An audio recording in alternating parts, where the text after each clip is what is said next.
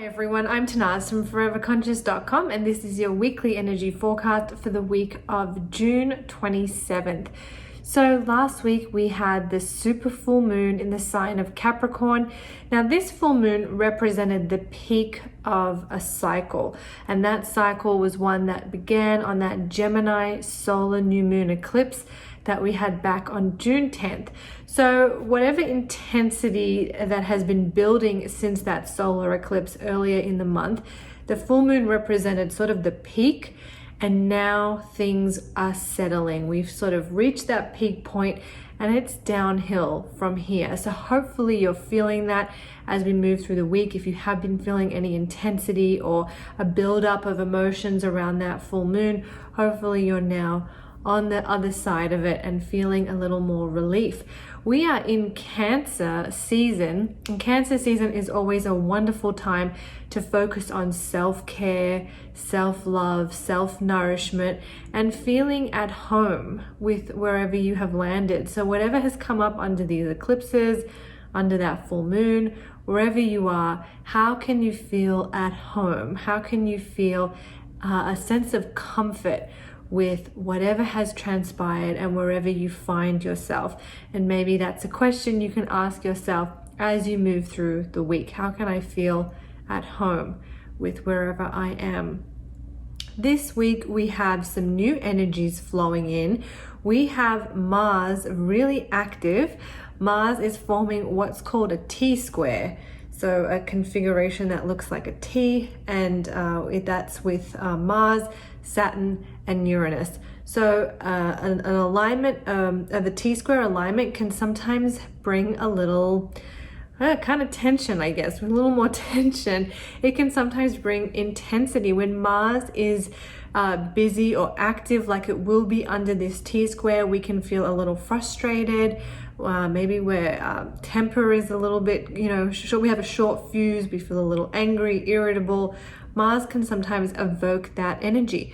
But on the flip side, it's also wonderful energy for getting motivated and pushing past our fears.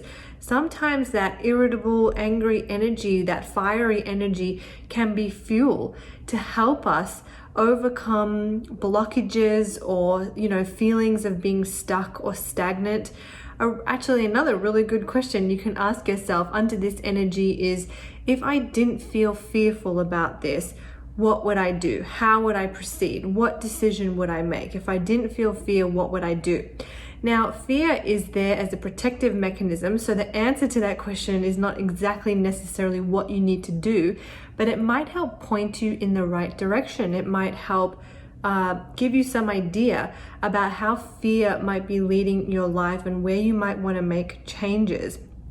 It kind of comes back to that cliched saying, feel the fear and do it anyway. Sometimes just acknowledging our fear is all it takes in order to kind of transcend and move through it. So a good time for pushing past our fears, allowing our motivation and our confidence to rise greater than our fear. That's what this energy offers us too. Yes, it can make us a little more irritable, a little more angry, a little more frustrated. That's there, but see if you can shift it. See if you can shift it into, how can I use this to get motivated to push past my fears? Remember, Mars is the fearless warrior. So how can you tap in to that fearless warrior that lives within you? Another energy that we have this week that I think you're really going to like is the Sirius gateway. So this peaks on July 4th, 5th, but we will feel it as early as the 3rd and then up until the 7th. So we kind of have a couple of days here of this beautiful Sirian gateway energy. So what is that? So every time, at this time of year, the sun aligns with the fixed star Sirius.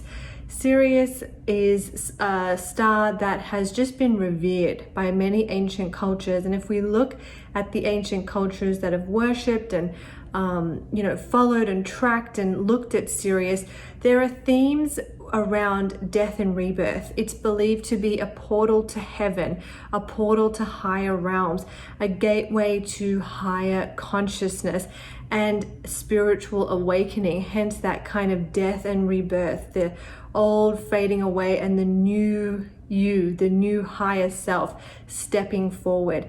So that energy is going to be very active under this gateway. Sirius is also believed to be home to Sirian beings, which are very technologically advanced, very psychic. So if you're already feeling connected to Sirian energy, if you feel like maybe your star origins are from Sirius, this is a time where that might heighten, that feeling might be strengthened for you. You may be able to receive galactic messages with greater ease. Also, in modern astrology, Sirius is sort of synonymous with freedom. The idea of freedom to express yourself, freedom to be yourself, freedom to be your true, authentic self. So tapping into that energy as well as we get to the end of the week. How can you feel free to be true to yourself, to be who you are, and to express that not only to yourself, but to the world? That energy might also come up as we get to this Sirian gateway. To really use the energy of this Sirius gateway, I highly recommend meditating. If you don't already, maybe deepening your spiritual practice in some way.